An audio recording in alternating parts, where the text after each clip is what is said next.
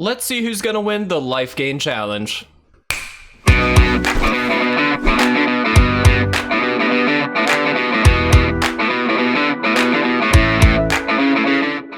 What's up, guys? If you'd like to support our content and pick up this month's amazing proxy rewards, please check out our Patreon page at patreon.com/itresolves. What is going on, everybody, and welcome to part number 3 of our Life Gain Challenge. We have had some amazing decks so far today. If you did not find or did not watch part 1 and 2, they went up on Monday and Wednesday respectively. Both of those decks, brought to us by Deathsace and Modern Uro, put up a very good fight. Deathsace led us off with a life total of 41, but Modern Uro came in part 2 with a total of 99 life, which is pretty incredible, but we're going to try and beat that today. Now, if you guys don't know what this series is, let me just quickly inform you. Essentially, what we're doing is setting a challenge each week and putting it to you, our amazing Discord community, to try and build decks that are going to accomplish that certain challenge, whatever that challenge is. Today, we are finalizing the Life Gain Challenge. So the idea is you don't have to win the game, you just have to put up the highest life total in 3 best-of-1 games. Whatever that highest life total is the one we're taking, and whoever gets the highest is going to be the winner of a free mystery proxy pack. That mystery proxy pack has 5 digital altars that we have printed for you, and we will send those out to you at the end of the week. So today we are going to find out our winner. Now, just a quick reminder, on the Wednesday episode we did announce what the challenge is for next week, which is a token challenge. Does not have to be creatures, it doesn't even have to be our tokens, we just have to produce a maximum amount of tokens. That's it. That's the whole challenge. So good luck to you guys. I know we've already got a few deck lists in, and I cannot wait to try those out. But without further ado, guys, let's jump into today's deck. All right, we are going to end on a strong note. I have a feeling, because Spinoraptor here has put together actually a couple decks, but this is the one we're going to go with. This is Mono Red Life Gain. Yes, you heard me right. Mono Red Life Gain. This is all about essentially storming off without any storm, and producing as much life as possible in that process. Now, the way that we gain life between Diamond Mare and Aetherflux Reservoir, we're going to be able to hopefully bolster our life total a lot. Obviously, the Aetherflux Reservoir just gains us an extra life every time we cast a spell, and then it just kind of exponentially grows, whereas the Diamond Mare, every time we choose, which we will obviously choose a red spell, every time we play a red spell, we'll gain a life as well, so that's going to bolster up our life total. Inventors Fair are also going to give us a little bit of incremental life gain, hopefully, but the idea of this deck is actually quite simple. It's to cheapen up all of our red spells with things like Hazoret's Monument. It's to get extra mana with things like Birgi, play all of these cards for very, very cheap, and then essentially cycle all the way through our deck, gaining a bunch of life in the process, putting Panharmonicon down to gain extra life, and potentially get Grinning Ignus out there. Grinning Ignus is a very interesting card because if we have Hazoret's Monument out, it is obviously cheaper, which means we can return it to our hand for 1 mana and then play it again, netting a mana, and then essentially just continuously doing that. And if we have Aetherflux Reservoir out, the idea is we essentially gain infinite life. I will say, if we can make that happen, I'm calling it infinite. That's all I'm saying. The opponent, we have to do it so many times, obviously, but if the opponent concedes, I'm going to say we made infinite, because that is a possibility with this list, and I do expect that if we get to that point, the opponent may concede, and that's okay, but I do want to make sure that we give this the fair shot.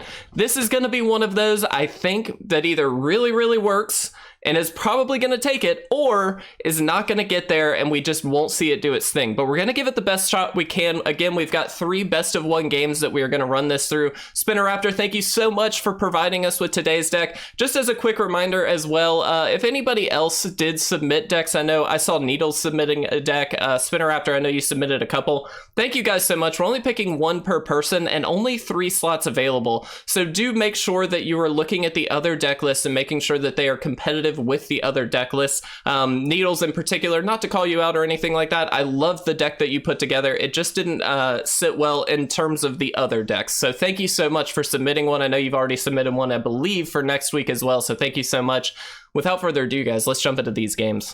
All right, guys, here we are for game number 1, and this is an actually pretty interesting hand. I'm gonna give this one a shot. This technically has all the pieces we need, so if we're up against just kind of a goldfish deck, we might be able to make this happen. Runaway Steam-Kin, I didn't mention so much, but does help us with the mana side of things, so we'll see. I'd like to get a few more lands, of course, but Birgi being in the opening hand here is really, really nice.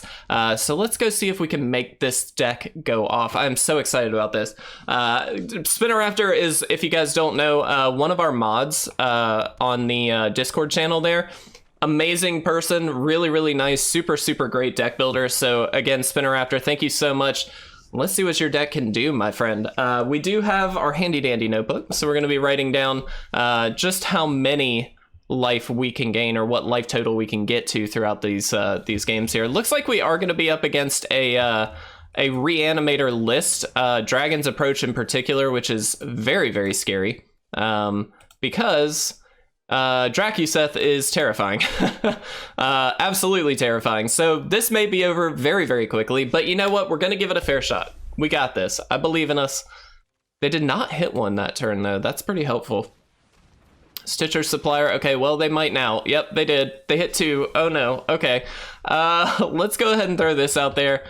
I'm a little nervous to throw Birgi out so quickly, to be brutally honest. Part of me just wants to play the Grinning Ignus here. The other part of me just wants to play the Mind Stone and get the ramp out so we can Aetherflux Reservoir. I am going to go that route, I think, here. Not the safest route. Dracuseth really makes me want to kind of turbo this out as quickly as we can, but the reality is... if we can't, or if we get a creature out and they just kill it with Dracuseth, it's kind of lights out for us. So gotta do the best we can here. Wow, they have the Lorehold Dragon as well. Yeah, obviously just gonna pass here. That's fine. They do have to cast the Dragon's Approach, which, worth noting, they've only got a few mana here. So I'm gonna go ahead and play the Aetherflux Reservoir. Let's get that in there. I'm not going to attack. We're going to keep things really, really simple and just see what we can do here, guys. There's a Mire Triton, which is good for us because it, again, just means they are not playing the Dragon's Approach. They are short on lands, which is fantastic for us. All right, let's throw this out there. Perfect. Let's go ahead and Faithless Looting. And you can kind of start to see how this might work. I am going to toss an Aetherflux Reservoir back. And I don't want to throw the Diamond Mare back. I'm going to throw the other Reservoir back. I don't think this is a deck that's really going to have a whole lot in terms of artifact removal. So I don't think I'm terribly worried about that. Let's go ahead and throw that out there. And we'll do another Faithless Looting here. And see how this goes. We're going to drop both the lands because we do want that Grinning Ignus. We can do this. Guys, we might be there. I don't know exactly if this is going to net us all the mana we need, but we're going to certainly try. Let's do this. Did we get this to work first try? We totally got this to work first try. Well, we did it. So that's good. I'm calling this infinite, guys. We did it. Like, we definitely can just win the game right now. The opponent's saying good game. I'm calling this infinite. Spinoraptor, we did it. We did it right off the bat. So, wow. Okay. Congratulations. I guess for the sake of just going through a few games and seeing if we can do it, we might as well do 2 more games. But already Spinoraptor taking the win right off the bat. My man, look at that. That's amazing. All right, well, we got 2 more games, guys. Let's go ahead and run through them very, very quickly, just for the sake of fun. Let's see how many times we can do this. And guys, as a reminder, please make sure you submit all deck lists to the Discord. Let's go ahead and jump into game 2. All right, guys, here we are with our opening hand, and again, this is a pretty easy keep. We've got basically everything we need except for the Grinning Ignus here, and I think we can probably get there pretty quickly. So let's go ahead and do this. I am going to go ahead and Faithless Looting here. We can get rid of one of these, to be brutally honest, and maybe a land as well here. Just wanted to get to that Grinning Ignus as quickly as we can. Chances are against mono red like this, it's going to be difficult for us to really take down the win. They've got the burn to kind of deal with a lot of what we've got, and they also are just obviously very, very powerful. So the question is, let's do this first. This provides us with just a blocker and also something that they have to kind of deal with to get through a good bit of damage. And so this might be able to protect us here a little bit. So they can have a pump spell. I'm going to make them burn it if they do have it. They probably just have shock. Yeah. Which is very, very good. But it does take that shock out of hand at the very least, which isn't amazing by any means, but it is something. Let's go ahead and play Birgi here. Little worried because, again, if they just have another shock, we're kind of in bad positioning here. They could also just have a lot of other burn spells, lightning strike, whatever. There's the slaying fire. Just gonna take care of Birgi here, and this is gonna be a pretty quick game if I had to guess. We could have taken a different line, to be clear. On turn 2, we could have easily played the Mind Stone instead of the Mare there, and that potentially would have helped us a little bit because we could have gotten Reservoir down a turn earlier and then played something else on turn 4 here. But here they definitely have the win, so that is okay. Let's go ahead and jump into game 3.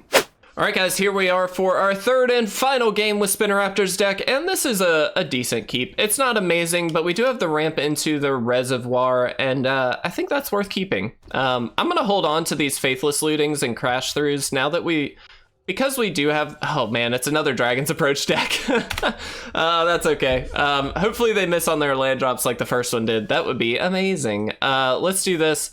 Let's Mind Stone. Let's get this Aetherflux Reservoir out as early as we possibly can. And hopefully we can get there this time. Little worried because, let's see how many they've already got. 2.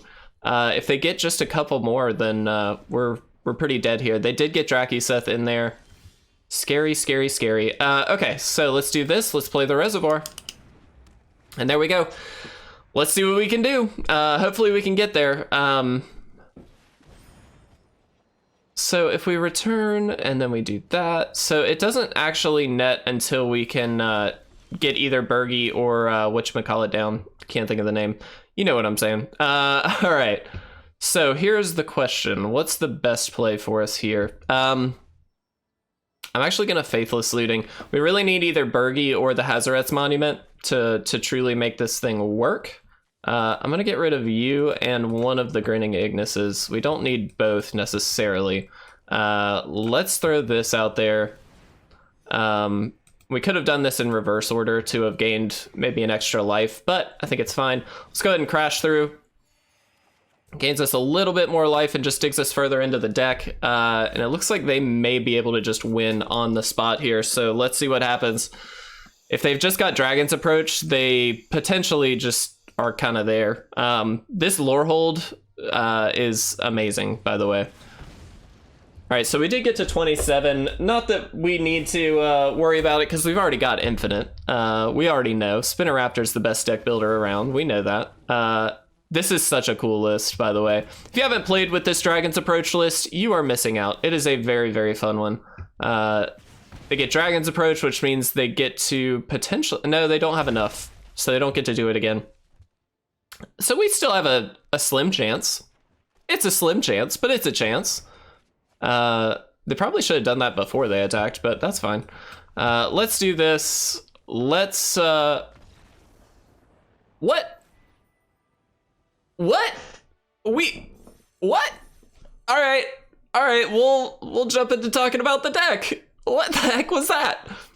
All right, guys, so first of all, a huge congratulations to Spinoraptor for taking that win. We got the infinite combo. We did make it work. There is an added challenge. I just want to throw this out there for everybody. Part of the reason, and I actually asked the Discord community about this, and they all agreed keeping it on the historic ladder does make the most sense. It adds a little bit of a challenge. So even if you do have an infinite combo in the list, like we saw with Spinoraptor here, you're not guaranteed to get it. It's very difficult on the historic ladder to truly get an infinite combo to work because there are so many interactive cards. There's so many fast decks out there. It really makes it a bit of a challenge. So Spinoraptor, congratulations. You pulled it off, my friend.